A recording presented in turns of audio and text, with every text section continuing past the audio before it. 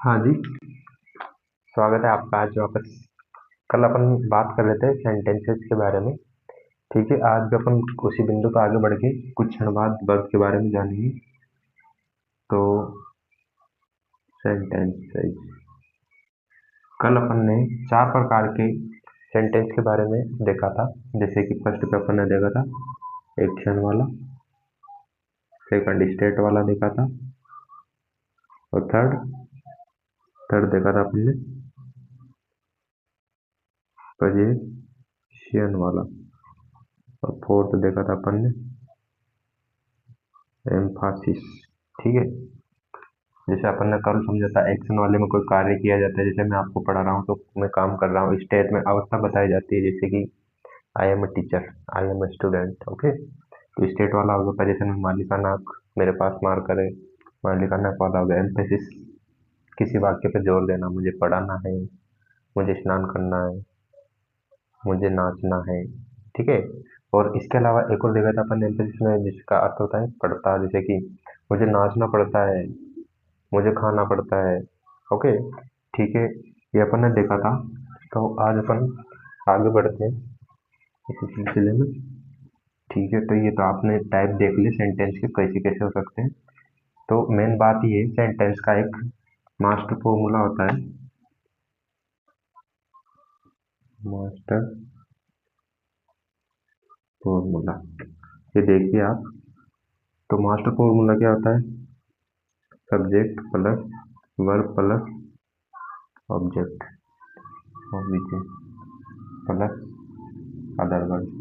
मतलब सेंटेंस जो होता है वो मुख्य सब्जेक्ट वर्ब और ऑब्जेक्ट से मिलकर बनता है। इनके बिना वाक्य नहीं बनता है। मतलब ऑब्जेक्ट के बिना तो बन जाता है, लेकिन वर्ब जो होती है, वर्ब के बिना वाक्य नहीं बनता है। ठीक है, और ये ध्यान रखना, जो सब्जेक्ट होता है ये सब्जेक्ट हमेशा या तो नाउन होगा या प्रोनाउन होगा। इन दोनों के अलावा कोई तीसरा सब्जेक्ट नहीं हो सकता है। ठीक है, ये बात करते हैं अपन। और बात देखें अगर, जैसे सब्जेक्ट जो होता है ये एक शब्द से लेकर के एक लाइन तक का भी हो सकता है। ठीक है, सब्जेक्ट की मतलब कोई फिक्स नहीं कि एक शब्द का है तो वही सब्जेक्ट है। जिससे जो वर्ब के पहले या हेल्पिंग वर्ब के पहले जो अपने को दिखे वो सारा सब्जेक्ट में माना जाता है। जैसे अपन सिंपल सा वाक्य देखते हैं एक बार, जैसे कि Ram it's Ram its food. ठीक है, जैसे सेंटेंस आ गया तो इसमें ये आ गया यहाँ पर सब्जेक्ट, ये आ गया यहाँ पर वर्ब, और ये आ गया ऑब्जेक्ट। ठीक है, तो यहाँ पर सब्जेक्ट एक शब्द का है केवल। लेकिन दूसरा सेंटेंस देखते हैं अपन, जैसे कि ज़्यादा ज़्यादा बड़ा सब्जेक्ट, जैसे कि the palace where I was born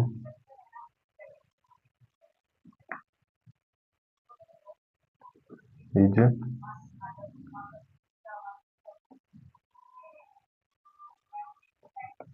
beautiful. ठीक है, तो ये देखिएगा आप, ये यहाँ तक पूरा सब्जेक्ट है, यहाँ से लेकर के द पैलेस। मतलब यहाँ पे सब्जेक्ट ऐसे है जैसे कि इसको हिंदी में देखा अपन, the palace where I was born, मतलब वह स्थान जहाँ मैं जन्मा, केवल ये वह स्थान जहाँ मैं जन्मा।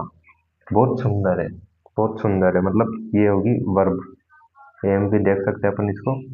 ये एडजेक्टिव आ गया इधर। ठीक है, the palace where I was born, the palace where I was born, जहाँ मैं जन्मा वो स्थान बहुत सुंदर है। ठीक है, तो ये देख सकते हैं अपन, इतना बड़ा सब्जेक्ट हो गया है। इसके अलावा अपन जैसे देख सकते हैं राम श्याम एंड दीपक, मेरा नाम लिख देता हूँ मैं, Deepak are playing cricket. Aarti madam please mobile में। ठीक है, तो ये देखिए यहाँ पे जो हेल्पिंग वर्ब आ रही है, मेन वर्ब आ रही है, अर्थात इससे पहले का जो है ये क्या है, सब्जेक्ट है। तो अपन ने देखा सब्जेक्ट एक लाइन का भी हो सकता है, एक शब्द का भी हो सकता है। ठीक है, इसके बाद ये मास्टर फॉर्मूला याद रखिएगा आप सेंटेंस बनाने के लिए। इसकी अपन को एकदम सख्त जरूरत होती है, मतलब ठीक है। सब्जेक्ट और वर्ब तो वाक्य के लिए बहुत जरूरी है, सब्जेक्ट से भी ज्यादा जरूरी वर्ब है, क्योंकि सब्जेक्ट का तो होगा ही, क्योंकि कर्ता वाक्य में कोई कार्य को करने वाला, घटित करने वाला तो चाहिए, और घटित करने के लिए क्रिया चाहिए। तो क्रिया जो है इसको वाक्य की आत्मा बोलते हैं, वर्ब को, ठीक है। अपन बात करते हैं अभी आगे और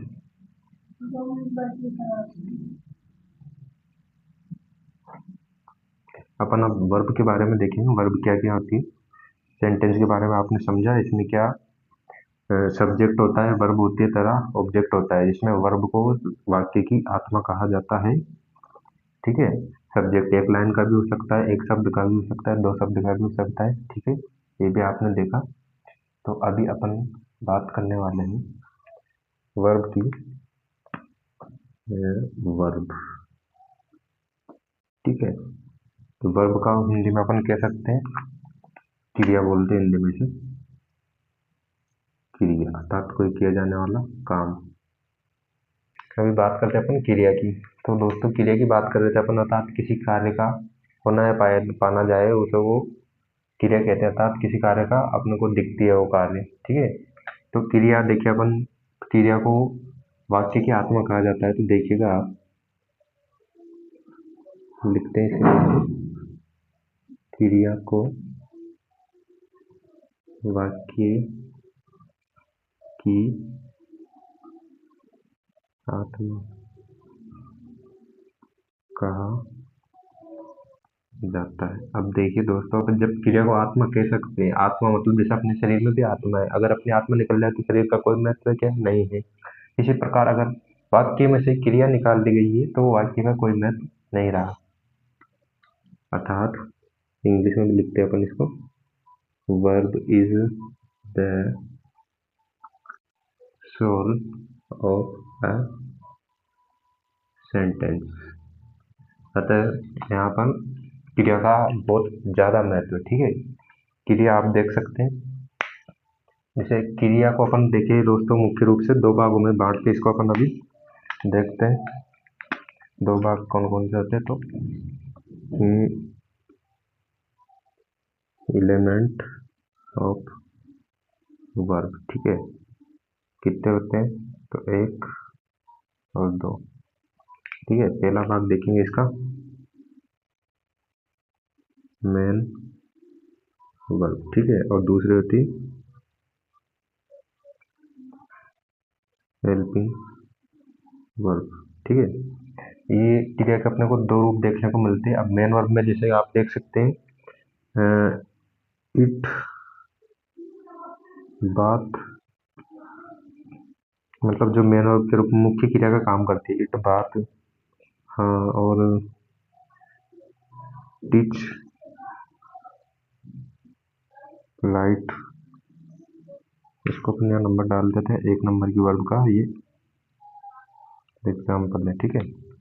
राइट, और क्या हो सकता है, ड्रिंक हो सकता है, ड्रिंक हो सकता है।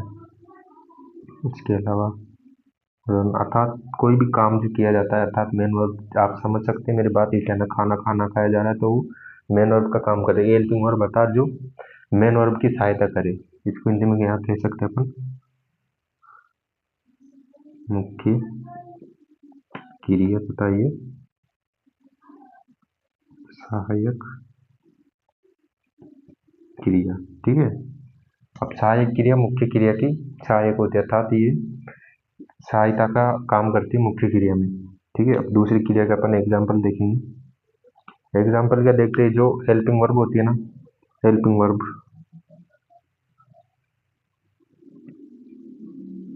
ये टोटल कितनी होती है, टोटल होती है 24, ठीक है। अभी 24 कौन कौन सी है, तो इसके बारे में अपन अभी बात करते हैं। एक मिनट कट।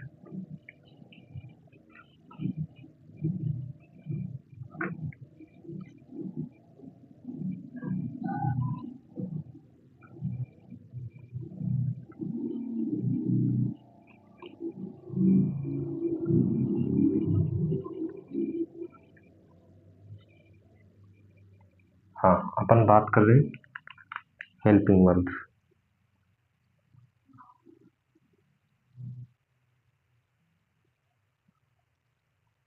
ठीक है, तो हेल्पिंग वर्ब होती है, कितने बताए मैंने, 24। अभी 24 कौन कौन सी होती है देखिए, आप इसको दो भाग में अपन देख सकते हैं।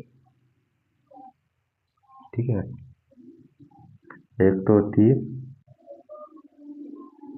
रूट फॉर्म, ठीक है, और एक होती है मॉडल एक्सिलरीज, अर्थात मॉडल वर्ब लिख सकते हैं अपन इसको। ठीक है, अब रूट फॉर्म कौन कौन सी होती है इसके बारे में अपन जानेंगे।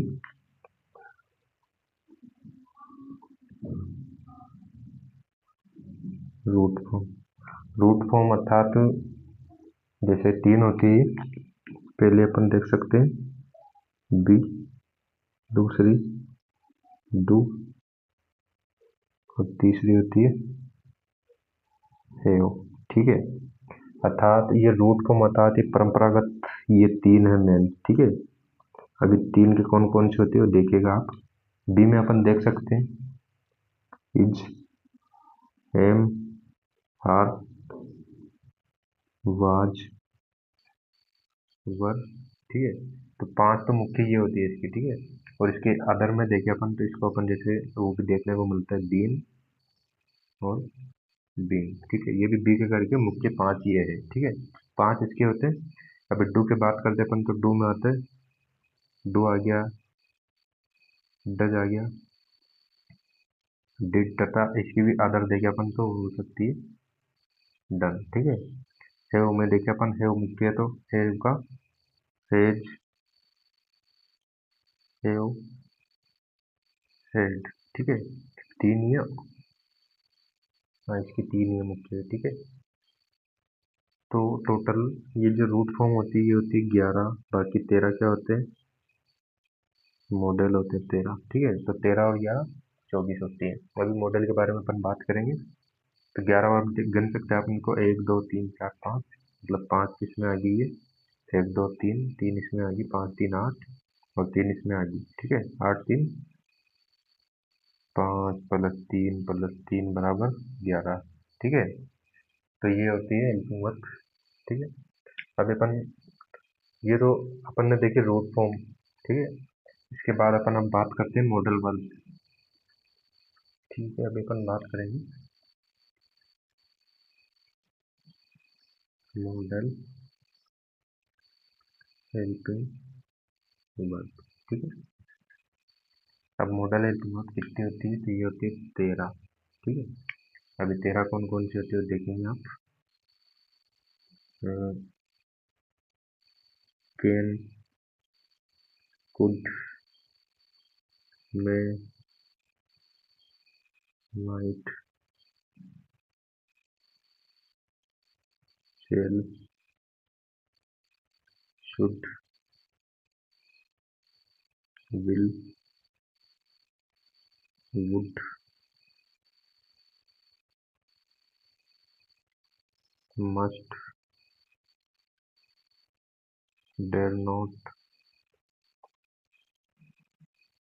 Used to. कितनी हुई, 1 2 3 4 5 6 7 8 9 10 11, 2 बची, एक होती टू, एक होती नीड,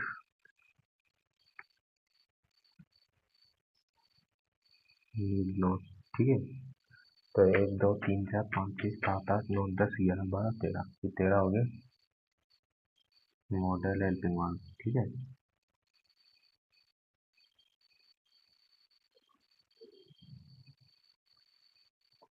ठीक है, आज की क्लास में अपन वर्ब के बारे में जाना, आगे की जानकारी अपन आगे नेक्स्ट क्लास में बात करेंगे।